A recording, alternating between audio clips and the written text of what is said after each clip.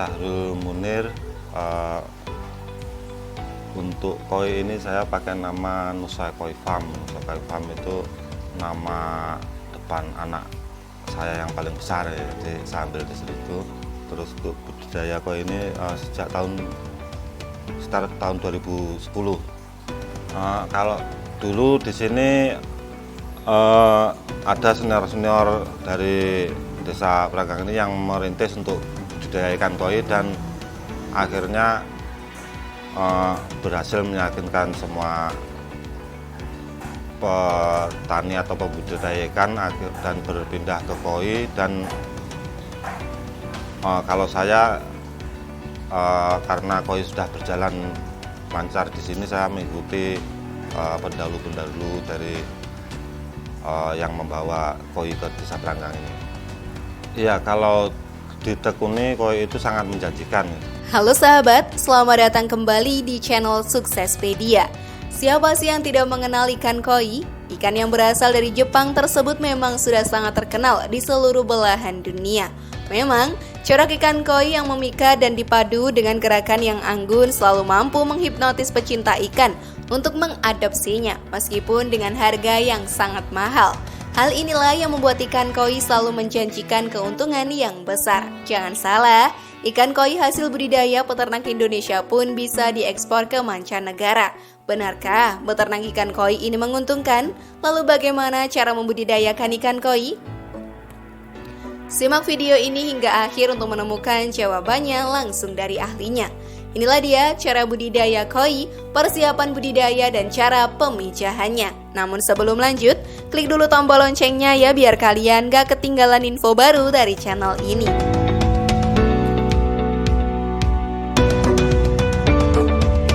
Kalau koi ini tidak ada penurunan harga, tapi kadang ada permintaan pasar yang agak berkurang, tapi itu dulu. Kalau sekarang justru permintaan pasar sangat lebih, sehingga produksi koi yang berkurang. Jadi melayani permintaan pasar sementara ini sangat kekurangan. Dan harga juga sangat bagus, semakin bagus saat ini. Karena dari teman-teman penjual itu bisa menjual ke bukan hanya melayani pasar lokal, tapi juga pasar luar daerah sampai seluruh Indonesia. Jadi harganya bisa membantu mengangkat harga di petani. Alasan membudidayakan ikan koi.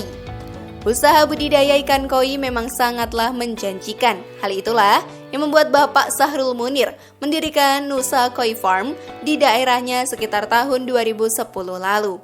Pak Sahrul menilai budidaya ikan koi ini sangat menguntungkan, sehingga mencoba-coba dan ternyata berhasil. Harga ikan koi yang tidak pernah menurun dan jumlah peminat yang semakin besar membuat para pembudidaya koi semakin bersemangat untuk melakukan geliat usahanya.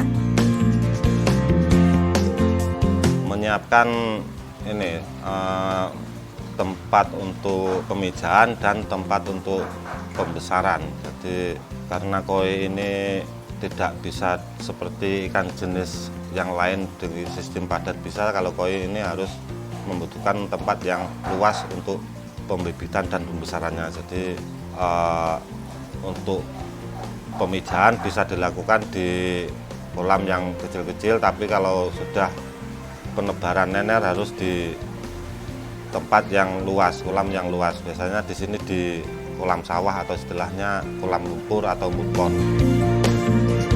Proses pemijahan ikan koi. Untuk membudidayakan ikan koi atau ikan apapun sebenarnya tentu hal pertama yang harus dilakukan adalah proses pemijahan.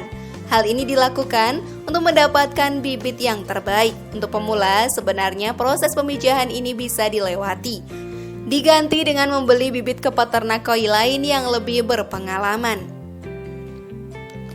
Namun bolehkah mencoba memijahkan ikan koi sendiri? Tentu saja boleh sahabat. Jadi, untuk memijahkan koi dengan baik, kita harus memilih indukan-indukan koi yang berkualitas terlebih dahulu.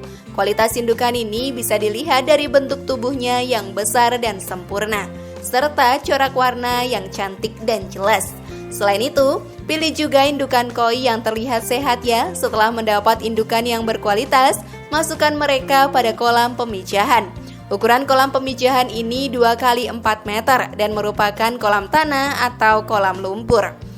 Setelah ikan koi terlihat bertelur, pisahkan telur-telur tersebut agar tidak dimakan induknya. Kemudian ketika sudah berumur 14 hari, pindahkanlah anakan ikan koi tersebut ke kolam yang lebih besar. Jika kamu ingin membesarkan ikan koi ini dalam kolam tanah, jangan lupa untuk memberi kapur terlebih dahulu untuk menetralkan pH-nya. Kalau umur seminggu itu masih sangat kecil, belum satu benang lah istilahnya, masih sangat lembut. Jadi dia sangat rentan dengan hama, penyakit maupun pengaruh cuaca. Ada perlakuan khusus untuk menekan tingkat kematian, itu diberi kapur gamping untuk menetralisir pH misalnya. Itu dan hanya itu saja, dan yang penting dijaga agar tidak ada hama atau penyakit di situ. Hama misalnya seperti ikan yang dari sungai itu kan jenis lain yang lebih besar, itu pasti nanti akan memakan nener yang ada. Proses pembesaran ikan koi hingga panen. Setelah dipindahkan ke kolam pembesaran, ikan koi akan bisa dipanen sekitar 1 bulan kemudian. Ikan koi ini dapat diberi bermacam-macam pakan, bisa menggunakan pakan pabrikan atau plankton. Pemberian jenis pakan dan dosisnya juga tergantung dengan ukuran burayak itu sendiri. Perawatan burayak ini sendiri sebenarnya tidak ribet untuk urusan pakan, namun yang lebih susah adalah pengendalian kualitas airnya. Karena burayak sangat sensitif terhadap kualitas air, termasuk dengan pH dan suhu air. Suhu yang optimal digunakan pada budidaya ikan koi berkisar antara 20 sampai 28 derajat Celcius. Pengaturan suhu bisa dilakukan dengan pemanas suhu jika suhu air masih terlalu dingin. Jika suhu sudah terlalu panas, bisa disesuaikan dengan menurunkan suhu. Derajat keasaman yang ideal bagi budidaya ikan koi berkisar antara pH 6,5 sampai 8,0. Namun, ikan koi juga bisa hidup di air dengan pH 7,0 sampai 8,5.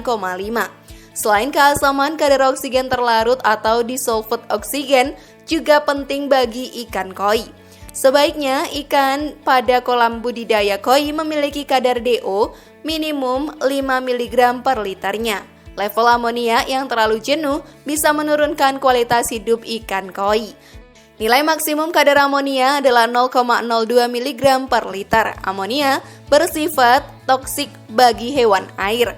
Alat ukur kadar amonia bisa menggunakan water quality test kit atau spektrofotometer. Alat tersebut sahabat juga bisa digunakan untuk mengukur kadar nitrit dalam air. Semakin tinggi kadar nitritnya menunjukkan adanya masalah pada filter air yang digunakan. Keberadaan nitrit pada air maksimum adalah 0,2 mg per liter. Tingginya kadar amonia dan nitrit pada air bisa menjadi pertanda bahwa koi sudah melebihi populasi yang bisa ditampung. Hal ini juga bisa disebabkan oleh pemberian pakan yang berlebihan. Jika kadar sudah terlalu tinggi, bisa diberikan probiotik pada media air budidaya untuk menurunkannya. Kolam yang semakin besar dan sistem pengairan yang semakin bagus akan membantu pengendalian kualitas air. Selain menjaga kualitas air dan keteraturan pemberian pakan, lakukan penyortiran burayak secara berkala. Hal ini dimaksudkan untuk menjaga kualitas koi yang dibesarkan agar harga juga semakin mahal. Selain itu, proses penyortiran secara berkala juga dapat menghindarkan ikan koi tertular penyakit. Jika ikan koi yang sakit tidak segera disortir dan dikarantina, jangan salah, satu kolam koi bisa mati semua. Jadi proses penyortiran ini memang sangat penting ya untuk kelangsungan hidup ikan koi. Kemudian sahabat, yang disortir adalah bentuk koi, warnanya, serta perilakunya. Sortirlah koi yang warnanya kusam, bentuk badannya tidak sempurna atau gerakannya tidak lincah. Setelah ikan koi tumbuh besar dan warnanya keluar, ikan ini bisa dipanen. Untuk penjualan banyak sekali jalur pemasaran untuk ikan koi satu ini. Bisa melalui tengkulak yang harganya lebih murah namun pembeliannya dengan jumlah yang lebih banyak. Bisa juga langsung pada kolektor koi yang harganya akan dibanderol lebih mahal. Jika ingin jauh lebih mahal lagi, ikutkanlah ikan koi hasil panenmu dalam kontes ikan. Maka dijamin harganya akan melejit jadi selangit. Selamat mencoba ya sahabat.